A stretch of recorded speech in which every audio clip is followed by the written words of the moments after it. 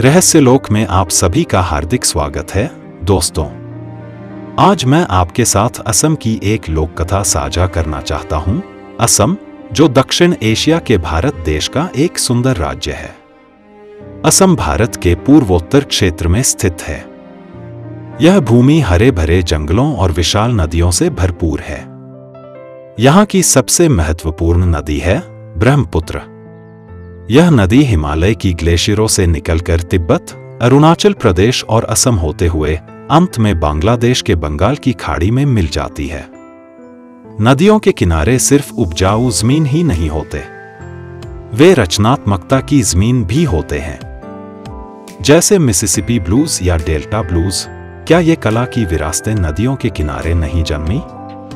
ठीक उसी तरह जो कहानी मैं आज सुनाने जा रहा हूं, वह शायद ब्रह्मपुत्र के किनारे रहने वाले लोगों के दिलों और दिमाग से निकली हो।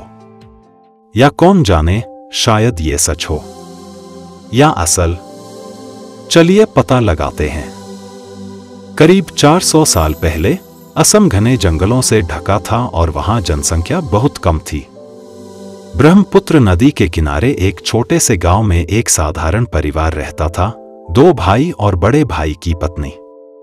हालांकि मूल कथा में किसी का नाम नहीं था, लेकिन हमारी सुविधा के लिए हम उन्हें नाम देंगे। बड़े भाई का नाम है बापन, उसकी पत्नी का नाम रमोला और छोटे भाई का नाम रतन। हर दिन उनके लिए एक पिकनिक जैसा लगता था, हंसी, खुशी और मस्ती से भरा हुआ। उन्हें ज्यादा चिंताएं नहीं थी। वे मानसून से पहले धान बोते और सर्दियों में उसकी फसल काटते। दिन में जंगली पक्षियों का शिकार करते और रात को अलाव के पास पकाकर खाते। उनका पसंदीदा काम था लकड़ी की नाव में बैठकर मछली पकड़ना, खासकर रात में। सब कुछ शांत और सुखद था, जब तक कि वो अंधेरी रात नहीं आई। वो एक आम अमावस्या की रात थी। बापन और रतन हमेशा की तरह नदी में मछली पकड़ने गए थे। उन्होंने सुना था कि ऊपर की ओर नदी में एक जगह है जहां मोड़ कटकर एक अलग जलधारा बन चुकी है। वहां बहुत सारी स्वादिष्ट मछलियां मिलती हैं। बापन रोमोला को स्वादिष्ट मछली से चौंकाना चाहता था। जिन्हें नहीं पता, उन्हें बता दूं, मोड़ कटाव, मियांडर कट ऑफ, वह जगह होती है जहां नदी की पुरानी धारा बंद होकर एक झील जैसी बन जाती है, जिसे ऑक्सबो लेक कहा जाता है, और ये जैव विविधता से भरपूर होती है। तो वे खुशी खुशी निकले। हाज, स्थानीय शराब पीते हुए, लोक गीत गाते हुए अंधेरे आसमान के नीचे। उन्होंने मशाल जलाई, पुराने तरीके से, मिट्टी से लिपटे बांस के डंडे पर कपड़ा लपेटकर। जैसे जैसे वे आगे बढ़े, नदी संकरी होती गई और जंगल घना। पहले उन्होंने कुछ जंगली जानवरों की आवाजें सुनी, लेकिन फिर सब कुछ एकदम शांत हो गया। इतना शांत कि अस्वाभाविक लग रहा था। बापन को रतन की बेचैनी महसूस हुई। उसके चेहरे पर पसीना था, गर्मी से नहीं, डर से। बापन खुद भी डरा हुआ था, लेकिन उसने अपने डर को छुपा लिया ताकि छोटे भाई का साहस बना रहे। आधी रात को वे उस जगह पहुंचे। बापन ने अपने हाथ से बुना हुआ जाल पानी में डाला। उसे खुशी हुई, एक ही बार में करीब 40 पाउंड की बड़ी मछलियां जाल में फंस गईं। वो मुस्कराया और बार बार जाल डालता रहा। धीरे धीरे नाव मछलियों से भरती गई। उसने पूछा, क्या इतना काफी है? रतन बोला, एक खाने के लिए तो काफी है। बापन को लगा वो मजाक कर रहा है। उसने कहा, चलो अब लौटते हैं। और उन्होंने वापसी की यात्रा शुरू की। बापन नाव चला रहा था और रतन पीछे बैठा था। बापन रोमोला और अपने सुखी जीवन की यादों में खो गया।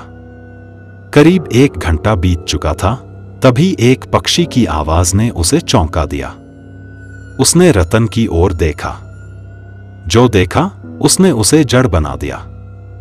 रतन नाव से मछली निकालकर कच्ची मछली खा रहा था। उसके पास हड्डियों का ढेर था। कम से कम 10 पाउंड मछलियां खा चुका था। बापन डर से कुछ बोल नहीं पाया। वो बस देखता रहा। रतन, या जो भी वो था खाने में लगा रहा। अचानक बापन को अपने परदादा की कहानी याद आई। बाघ एक रूप बदलने वाला जलात्मा जो दलदली क्षेत्रों और ऑक्सबो झीलों में रहता है। बाघ मछली बहुत पसंद करता है।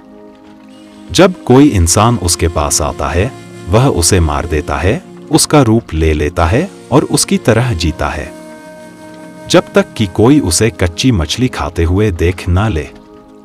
तब उसकी असली पहचान उजागर हो जाती है। बाघ को पकड़ने का एक ही तरीका होता है, उसे मछली के जाल में फंसाओ। एक बार जाल में फंसा तो वह अपनी असली शक्ल में आ जाता है, फिसलनदार झिल्लीदार अंगों के साथ, कान की जगह गलफड़े। और उसे नदी में फेंकना जरूरी होता है, वरना वह भाग सकता है। बापन की आंखों में आंसू आ गए। उसका प्यारा भाई अब नहीं था। बिना एक पल गवाए उसने जाल फेंका। तुरंत वह बदल गया। अब वो रतन नहीं था, एक भयंकर जीव बन चुका था। छोटा, झिल्लीदार, मछली जैसी त्वचा, मेंढक जैसे हाथ पांव और गलफड़े। वह जाल में फंसा एकदम शांत बैठा था। दुख और क्रोध से भरकर बापन ने उसे लात घूंसे मारना शुरू किया, जब तक कि वह थककर गिर नहीं गया। फिर पूरी ताकत जुटाकर उसने बाघ को जाल में लपेटकर नदी में फेंक दिया। वह घर लौट आया टूटा हुआ।